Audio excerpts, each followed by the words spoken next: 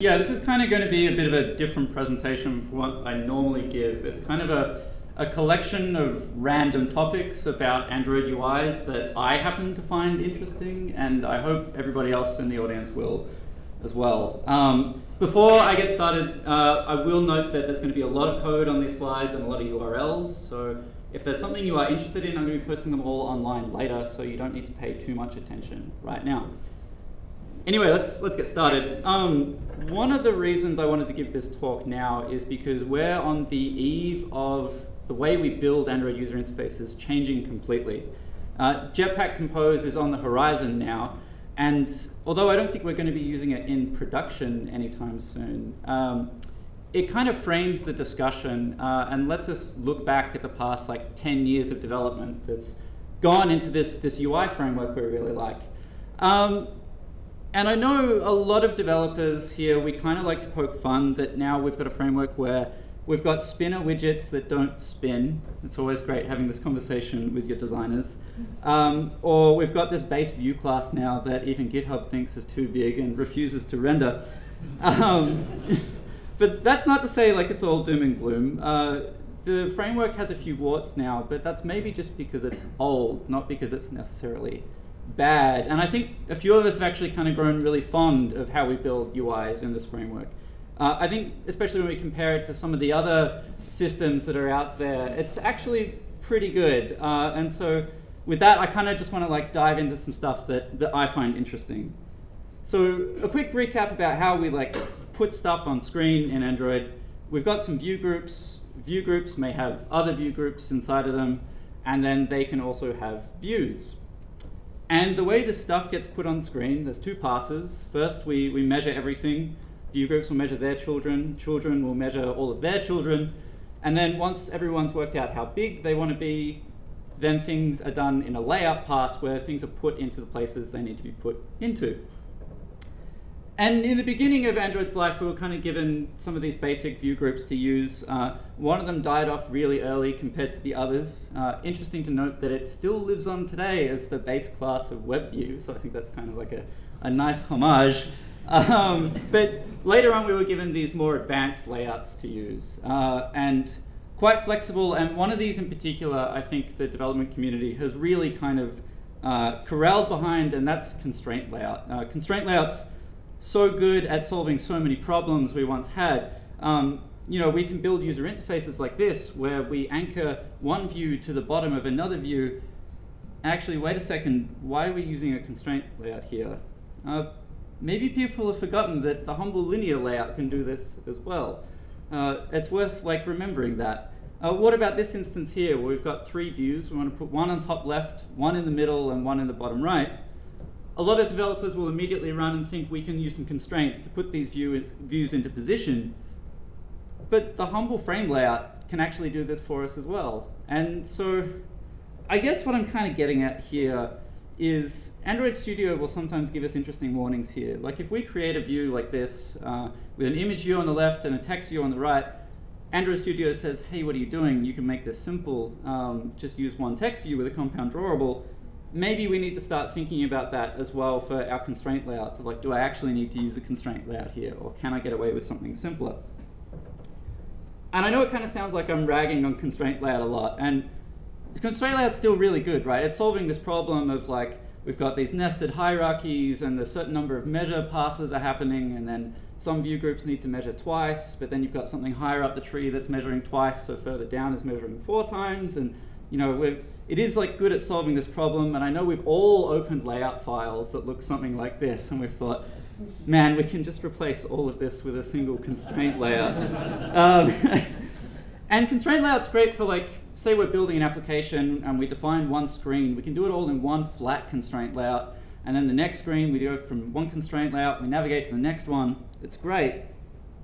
But oftentimes our applications aren't quite that simple. If we're building a single activity app, sometimes we've got some sort of main container housing things.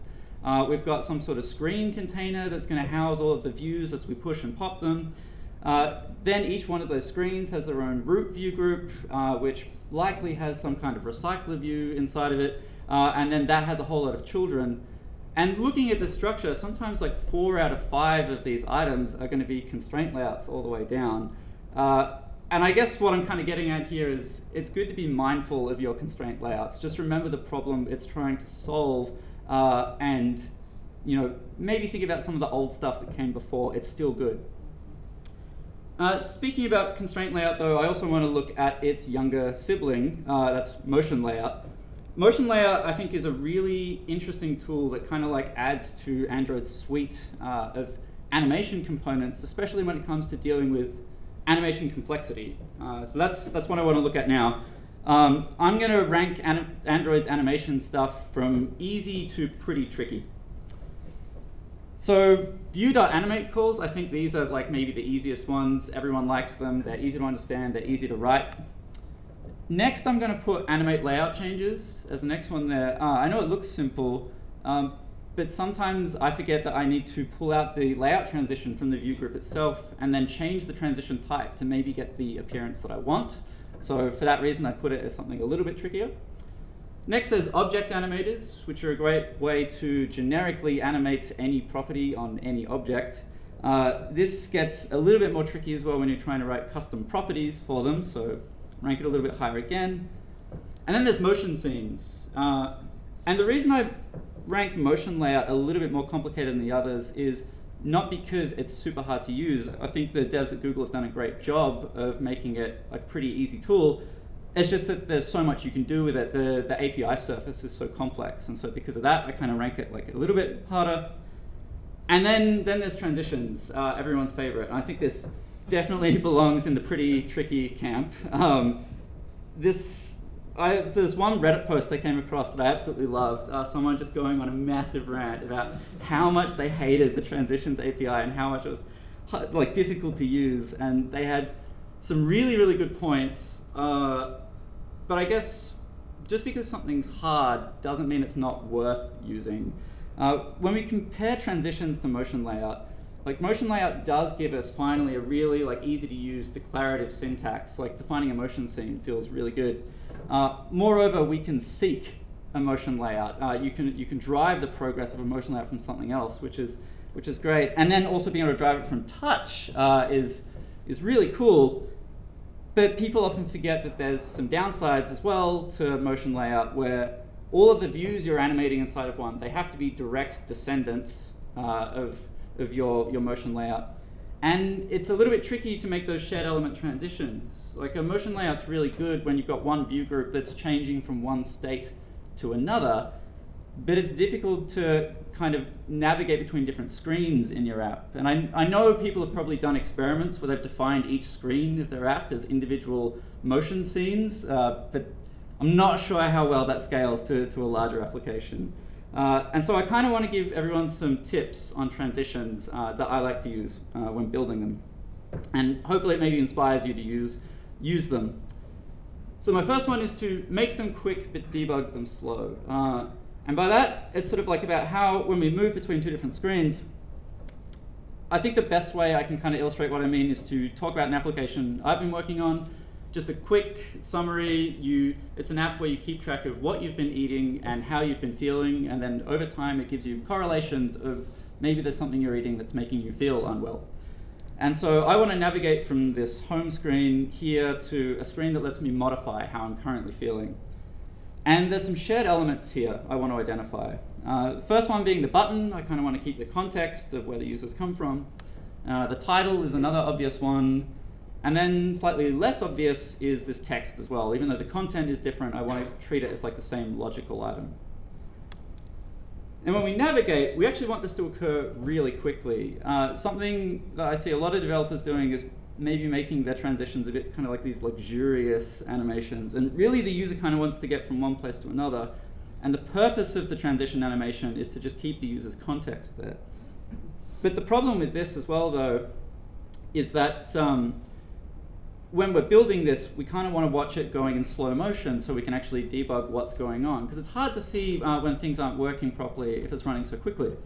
So a quick tip if you don't know that this exists, if you go into developer options on your device, quick settings developer tiles, there's this curiously named window animation scale here. And if you turn this on, what it does, in your notification shade, it gives you a button here.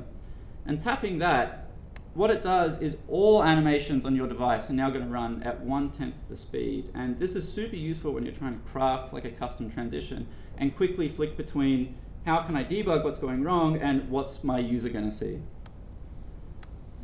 Next is the choreograph customizations with Kotlin. So by that tongue twister, I mean, I think when developers start using transitions, they often default to this r.transition.move that comes with the Android framework. And that transition just sort of does everything it can to make sure that something looks like it's going from one place to another. But you can actually customize what's going on, and people kind of forget that transitions can do a whole lot of stuff.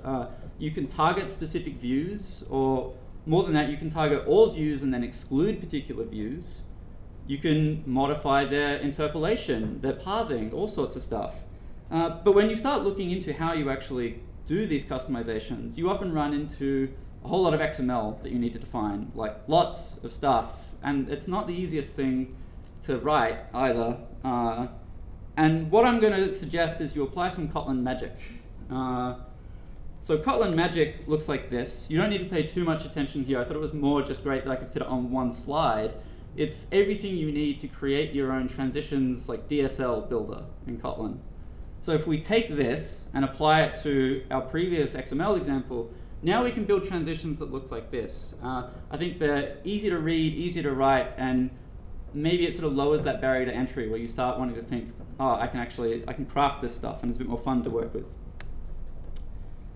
Next is to respect your parents. So I know this is kind of a weird one. If we go back to the previous example, there's two important lines of code that are missing, and that's change transform. So if you've ever tried to create custom transitions, but you've noticed that your views are kind of bouncing around into the wrong spots at either the start or the end of the animation, that's often because you've forgotten about change transform. Because the thing that change transform does is it deals with views changing parents and they're changing coordinate space about where they live. So you need to remember to put this in place if that's the case. Still talking about parents, whether you know it or not, if you give a view group a background in Android, then you're implicitly opting into that whole view group being considered a transition group. And when a view is a transition group, it means that Android wants to animate the whole thing as one unit. But sometimes you want to do that. You actually want to animate all of the individual views inside of a view group. So you need to remember, kind of just like some esoteric stuff, but transition group equals false here. More on that, if you get this working, you might notice that your views only appear towards the end of your animation. Another thing you might need to remember is clip children equals false. And that's because by default, view groups aren't going to render outside of their own bounds, but during a transition animation, they're often coming from outside of the bounds. So something to keep in mind. And then finally, I want everyone to remember that arc motion is a thing. I really like arc motion, and people have forgotten about it a bit, I think. And that's just the idea that some of your animations are going to have non-linear motion inside of them. And if we look at how we apply this with our previous DSL example, it's as simple as setting arc motion as our path motion. But I'm also going to suggest that you use something called arc motion plus. So arc motion plus is good at solving this particular problem. Here's an example from the material design docs about what not to do, moving a large surface perpendicular to the scroll direction of this user interface. What we really want is to make sure that it's moving with the direction that the user scrolls. And so we need an ability to customize, is this arc motion going to be reflected? And so a few years ago now, a guy called Neil Davies did a great job creating this thing called Arc Motion Plus. It lets you specify just that, and also really customize the angle to all sorts of funky things you might want to put in your app. The only problem with this is it's now a little bit old. Everything's written in Java, so there's some heavy OO stuff going on. If you want something that's a little bit more lightweight, a single file you can drop into your projects, then check out this gist. Let's move on to some scroll view shenanigans. Particularly, scroll view has a property on it that I think people have forgotten about, and that's fill viewport. Fill viewport's pretty cool. It lets you deal with a scenario where we want to center this orange view between two other views, except we don't know how big the orange view is going to be, and it might grow. And it might grow to a point where now we need to scroll and it's not centered anymore. In this scenario, we're dealing with something a little bit tricky. We want a linear layout to hold all of these views, but we have to give it a height of wrap content, because having a height of match parent for a scroll view doesn't really make sense if the content of the scroll view is bigger than the scroll view.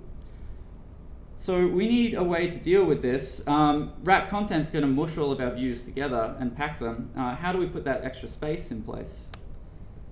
So here, I think a good opportunity is to use the space widget. People have forgotten this exists. It's a really lightweight view that all it does is take up space. But if we give it a height of 0 and a weight of 1, we're asking the linear layout to have these views take up the remaining space here.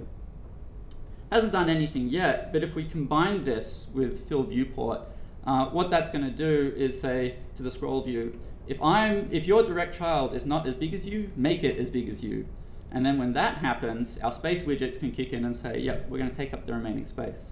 But if that orange view happens to grow anymore, then they'll shrink down to nothing, and we've got the scrolling behavior that we want. Now, it's had a good run, but I want everyone to forget action bar. It's time. I know a lot of people, like, you pull in like a default theme at the moment and you get this like toolbar in your window that you don't really want. You can customize it a bit. I know a lot of people though have just said stuff it, no, I want no action bar. I'm going to BYO in my own layout, so I include a toolbar. But then what people do, they go ahead and they can't quite let go and they call set support action bar with a toolbar. And the reason I think people like to do this is because they've got this one centralized app bar, and we navigate to one fragment and it sort of binds and sets the title and the menu resource, and then we navigate to another fragment and then that invalidates what was in there. And you kind of got that polished like user experience of keeping an app bar in place, and the API to do this is like not too bad, but you need to make sure that you're invalidating things at the right time and making sure that the views don't like conflict with each other. I think this gets a little bit more hairy when you're navigating to views that don't have an action bar, and then we navigate to another one and we need to bring it back in again. So we've got to keep track of some state and some animation, and it's only getting harder now that we're dealing with window insets at the same time and rendering edge to edge. And so I guess what I'm getting at here with centralized app bars is like, don't do it. I think it's like things are so much easier if you just dump a toolbar in every single one of your screen layout files. You don't need to keep track of invalidating anything. It can look exactly how it needs to look for that particular UI. I know a lot of people though are going to lament the loss of that polished experience of keeping the app bar in place as things move. But there's nothing that's stopping you from doing all of this with transitions as well. We can treat that toolbar as a shared element transition and then specify a slide to run on our two views coming from and to. Speaking of toolbars, I've always found that styling them kind of has like a few gotchas. So if we dump like a regular old toolbar into a layout without too much styling on it, you get something that looks like this. Now I know a lot of us want to put our primary brand color behind this. So a knee-jerk reaction might be to set the background color. At least here we're using a theme attribute rather than something hard-coded. Something else we might consider is wrapping it in an app bar layout, and that's actually going to grab our color primary for us for free and set the elevation for us. But what I'm actually going to recommend is checking out something that was added relatively recently to the material components library, and that's this primary surface style on a toolbar. And what that does is, if you've opted all the way into how material components wants to do colors, and you specify what is your on-primary color, then your toolbar, your icons, everything is going to adjust and be the color it needs to be on top of this surface. And moreover, if your app then runs in dark mode, it's going to be your surface color rather than your primary color. And I guess what I'm getting at here is, with toolbars in particular, like never do this. Like a lot of people seem to just ham-fisted set the background of the title color to what it needs to be. And things are way better if you just respect themes. You know, we said before that like hard coding a background color wasn't great. We want to set that to one of our theme attributes. You can do this in almost everywhere, right? Like your vector drawables should probably be using theme attribute colors. What I'm getting at is you want things in your user interface to be reacting to the context that they belong to. You don't want to be redefining what like a text body is or that icon style is just because it happens to belong to a different parent with a different theme. And I'm not even talking about like your whole app swapping between a light and dark theme. I'm talking about maybe you've got one view group inside of a light theme that has a dark theme, and you can use the same text appearance there, and you don't need to worry about it. I could go on about this for ages, but instead, if you haven't watched it already, I'm going to give you some homework. This presentation is definitely worth watching that just happened at Dev Summit.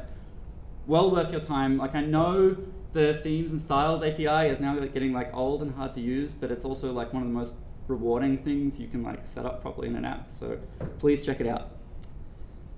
Let's talk about window insets.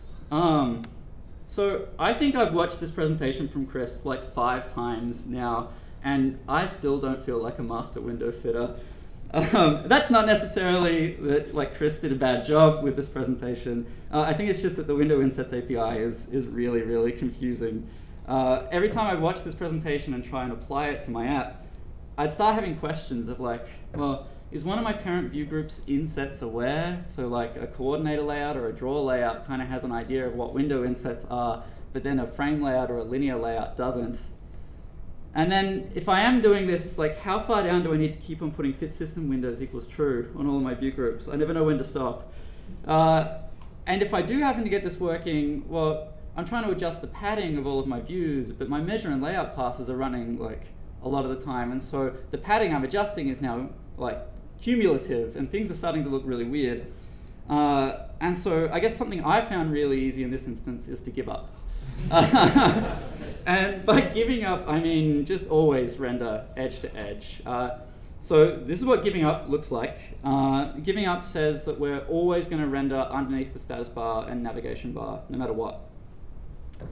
And when you first do this in your application, things look a little bit weird. But what this does let us do is sort of very like consciously opt into how we're going to cope with this. In this instance, what I really want to do is just say that my toolbar should update its padding to deal with top insets, and my bottom nav bar should update padding to deal with bottom insets. And when we do that, things kind of pop into place nicely. Of course, these methods don't exist by default on Android's framework. There's something that I adapted from a couple of the blog posts that came out from the Android developers. So if you want something lightweight, you can drop into your code base and do something like this. Check out this gist. However, if you're making use of a lot of data binding or constraint layouts everywhere and you want this stuff to live inside of your XML rather than your code, then Chris has actually just released this insetter library as well. It might be worth checking out if that's more your jam. So this is going to be a bit weird. I want everyone to beware the shadow barber. So the shadow barber is someone who strikes in apps. It's a little bit subtle. We'll zoom in here, and it's still, I hope you can kind of see it here. It's easy to see if we go to the touch state of a button. And what's happening is that the shadow on our button is being clipped to this hard box, and it doesn't look great. And we can kind of verify what's going on here if we use another one of those developer tiles, the show layout bounds. If we tap that on, our UI looks a little bit weird with some borders being drawn, but it's really useful where we can see here our linear layout has 16 dips of padding, and that's exactly where our shadow has disappeared to. So we need to remember to say, please don't clip to padding in this instance. I want the shadow to actually have that nice soft edge to it. And you can run into this with padding, and then also, as we mentioned earlier, view groups clipping their children as well. And finally, I want to move on to some things about RecyclerView that people kind of get wrong, and it's not their fault. It's really difficult. I know we've seen a lot of Stack Overflow posts about something that looks like this, of just like, I want to save the scroll position of my RecyclerView. How do I do this? Why isn't it working? And someone will reply with like, oh, well, we need to grab our onSave instance state and onRestore instance state and pull things out and manually set them again. And then someone else chimes in with like, no, you need to call these methods on the layout manager of your RecyclerView. That's how you properly save the instance state. And here, I don't think that's actually the case. Generally, as like a rule of thumb on Android, as long as you give views an ID, then they're going to try and restore their state for you. You don't need to do anything custom here. The problem that people are running into, though, is they don't know it, but you're in a race. Specifically, you're in a race with this method call here. you need to make sure that you get all of your data, put it in an adapter, and put that adapter on the RecyclerView before this method's called. Because that's what RecyclerView needs in order to actually get its scroll position back into place. And this is tricky on Android, right? We're often writing code where we're dealing with some asynchronous things that are loading, and we know that we need to cache them, but we also need to make sure we're caching them somewhere that's immediately accessible on the main thread. Because you need to attach and put this data in your adapter right after your views are inflated. And if you miss this window, then you are going to run into that problem of RecyclerView not restoring its state. So I know I talked about like a lot of like random topics here. So what are some takeaways I can give you? I'll do my best to summarize this into something. So I guess constraint layout and motion layout are really cool. We love them, but that doesn't mean that we can forget what came before. Those tools can do some really interesting things. Android's UI framework is now like 10 years old, and because of that, it also means that there's kind of some interesting treasures to be found sometimes. So have a look for some of those custom properties you may not have heard of, like fill viewport. Counterintuitively, I think toolbars and window insets are easier if you just deal with them manually. Don't try and get some framework to mangle them for you. And really, it's hard, but it is definitely worthwhile getting the most out of the theming and styling system. It's something that I've struggled with a lot, but when you get it right, it's very rewarding. And then yeah, just watch out for some of those weird gotchas with rendering and timing, and there's a lot of stuff that can go wrong on Android, but if you keep your wits about you, you can make a great UI. So yeah, thanks.